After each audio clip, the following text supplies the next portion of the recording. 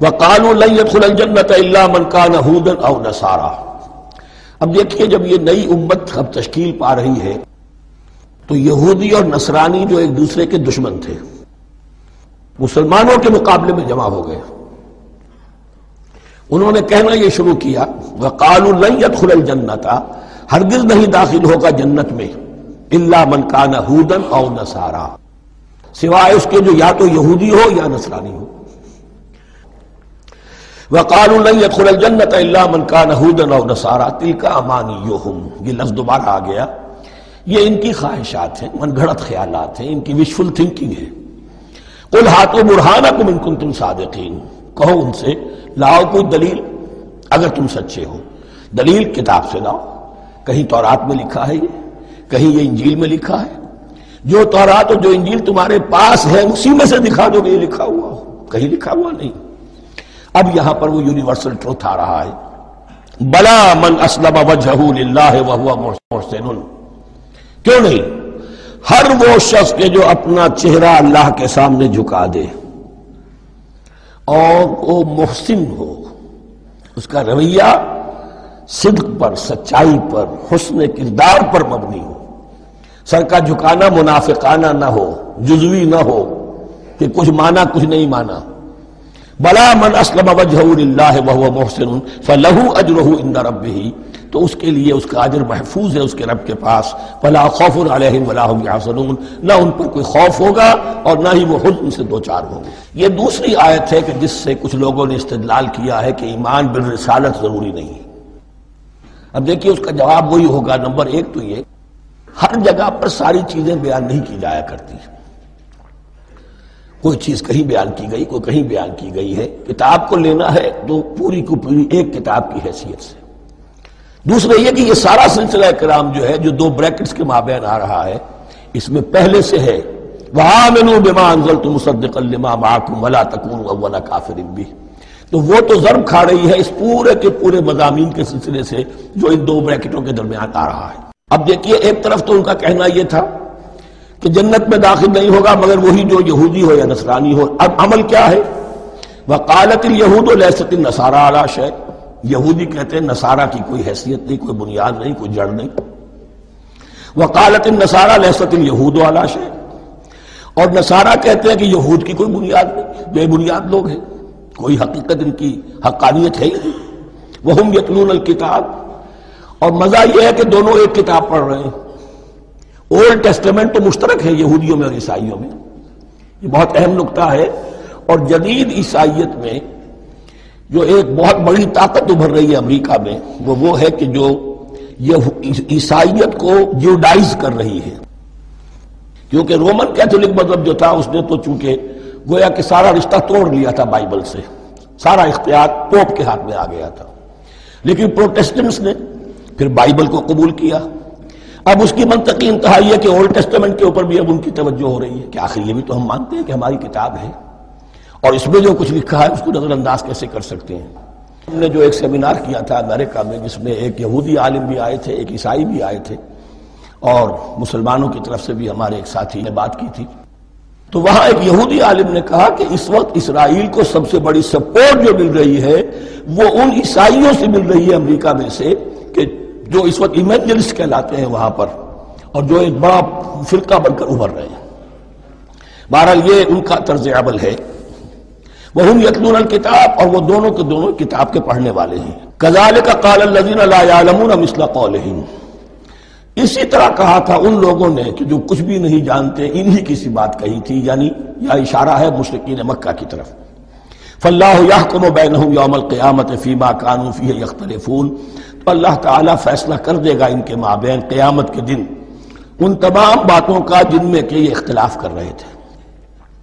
وَمَنْ أَظْلَمُ مِمَّنْ مَنَعَ مَسَاجِدَ اللَّهِ أَنْ يُذْكَرَ فِيهَا اسْمُهُ وَسَعَىٰ فِي خَرَابِهَا۔ اب دیکھیے یہاں جو بخیہ یہ آیات آ رہی ہیں، اگرچہ خطاب تو ہے وہ بریکٹس کے مابین، خطاب میں بنی اسرائیل، لیکن اب یہاں کچھ ریفرنسز اہل مکہ کی طرف شروع ہو گئے ہیں، اور اس کے بعد سے حضرت ابراہیم کا تذکرہ آئے گا، پھر تحویل قبلہ کا ذکر آئے گا۔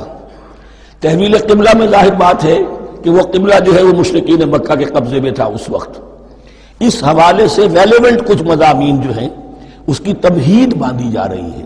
یہ ساری تمہید ہے جو آگے آنے والا مضمون ہے تحویل قبلہ، جو علامت تھی اس بات کی کہ اب وہ سابقہ امت مسلمہ معزول کر دی گئی اور نئی امت محمد صلی اللہ علیہ وسلم اس مقام پر نصب کر دی گئی، انسٹال کر دی گئی. اس کے حوالے سے جو مسئلے اٹھیں گے، اسی لیے قال الذین لا یعلمون مثل قولہم، میں نے عرض کیا کہ یہ مشرکین مکہ کی طرف اشارہ ہے.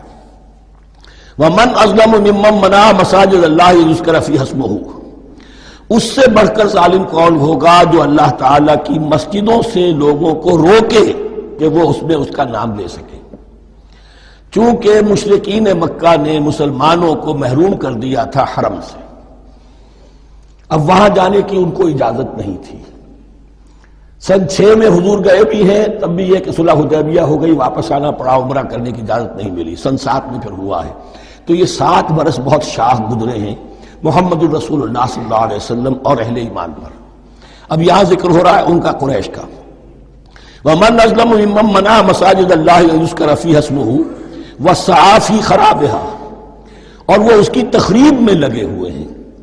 یہ خراب تخریب، یہ تخریب 2 طرح کی ہوتی ہے. ایک ظاہری تخریب ہوتی ہے، کسی مسجد کو گرا دینا، اور ایک ظاہری نہیں باطنی معنوی ہوتی ہے. وہ جو تخریب ہے وہ یہ ہے کہ توحید کے بجائے اسے شرک کا اڈا بنا دیا ہے. وہ تو دنیا کے بت قدوں میں پہلا وہ گھر خدا کا، ہم اس کے پاسباں ہیں، وہ پاسباں ہمارا. 360 بت رکھ دیے گئے اس گھر میں لا کر، جو ابراہیم نے تعبیر کیا تھا توحید خالص کے لیے. وَسَعَىٰ فِي خَرَابِهَا، یہ لفظ ذرا نوٹ کر لیجئے، یہ ایک حدیث میں بھی آیا ہے، بڑی دلدوز حدیث ہے اور میں چاہتا ہوں کہ آپ اسے ذہن میں رکھیں. حضور نے فرمایا یوشک ان یاتی علی الناس زمان، اندیشہ ہے کہ لوگوں پر یعنی میری امت پر ایک زمانہ ایسا بھی آ جائے گا. اب گنتے جائیے. لا یبقى من الاسلام الا اسمہ، اسلام میں سے اس کے نام کے سوا کچھ نہیں بچے گا. ولا يبقى من القرآن الا رسمہ، قرآن میں سے اس کے رسم الخط، الفاظ اور حروف کے سوا کچھ نہیں بچے گا. اسی کی اللہ تعالیٰ نے ضمانت دی ہے، یہ محفوظ رہے گا رسم عثمانی. مساجدہم عامرۃ، ان کی مسجدیں آباد تو بہت ہوں گی. وہی خراب من الہدی، ہدایت سے خالی ہو جائیں گے. یہ خراب کے لفظ سے ہی خراب من الہدی. وعلماؤہم شر الناس تحت ادیم السماء، اور ان کے علماء آسمان کی چھت کے نیچے کی بدترین انسان ہیں. من عندہم تخرج الفتنۃ وفیہم تعود، فتنہ انہی کے اندر سے برآمد ہوگا، انہی میں گھس جائے گا. یعنی ان کا کام فتنہ انگیزی، مخالفت، جنگ و جدال، بھڑکانا، اپنے اپنے فرقے کے لوگوں کے جذبات کو بھڑکاتے رہنا اور مسلمانوں کے اندر اختلافات کو ہوا دینا، یہی ان کا کام رہ جائے گا. آج جن کو ہم علماء کہتے ہیں ان کی عظیم اکثریت اس کیفیت سے دوچار ہو چکی ہے. جب مذہب اور دین پیشہ بن جائے تو کوئی خیر اس میں باقی نہیں رہتا. یہ دین اور مذہب پیشہ نہیں تھا. اسلام میں کوئی پیشوائیت نہیں، اسلام میں کوئی پاپائیت نہیں، اسلام میں کوئی برہمنزم نہیں. اسلام تو ایک کھلا، ہر شخص کتاب اللہ پڑھے، ہر شخص عربی سیکھے، ہر شخص کو امامت کے قابل ہونا چاہیے، ہر شخص اپنی بچی کا نکاح خود پڑھائے، ہر شخص اپنے والد کا جنازہ خود پڑھے. یہ جو ہم نے پیشہ بنا دیا ہے اور پھر انہیں پیسے دیتے، ظاہر بات ہے کہ پھر اس پیشے کے اندر تو پیشے میں عیب نہیں، رکھیے نہ فرہاد کو نام. پھر تو پیشہ میں تو جو کچھ پیشہ ورانہ چشمکیں ہوتی ہیں اور جو خباثتیں ہوتی ہیں وہ آتی ہیں. لیکن ساتھ ہی یہ بات واضح رہے کہ علماء حق سے دنیا خالی نہیں ہوگی. علماء حق بھی ہیں، لیکن کسی کے ماتھے پر لکھا ہوا نہیں ہوتا کہ یہ علماء حقانی میں سے اور یہ علماء سو میں سے ہے. باقی یہ صحیح بات ہے کہ اکثریت ادھر جا چکی ہے، ورنہ امت کا بیڑا غرق نہ ہوتا. سیدھی سیدھی بات، یہ بیڑا غرق ہوا ہے تو آخر کوئی سبب ہے. اولئک ما کان لهم ان يدخلوها الا خائفین، ایسے لوگوں کو تو سوائے اس کے ان کا کوئی مقام نہیں ہے کہ انہیں داخل ہونے کی بھی اجازت نہیں ہونی چاہیے اس میں، یعنی اللہ کی مسجدوں میں، مگر خوف زدہ ہو کر، ڈر کر. لہم فی الدنیا خزی، کے لیے دنیا میں بھی رسوائی اور ذلت ہے. لہم فی الآخرۃ عذاب عظیم، اور آخرت میں ان کے لیے عذاب عظیم ہے.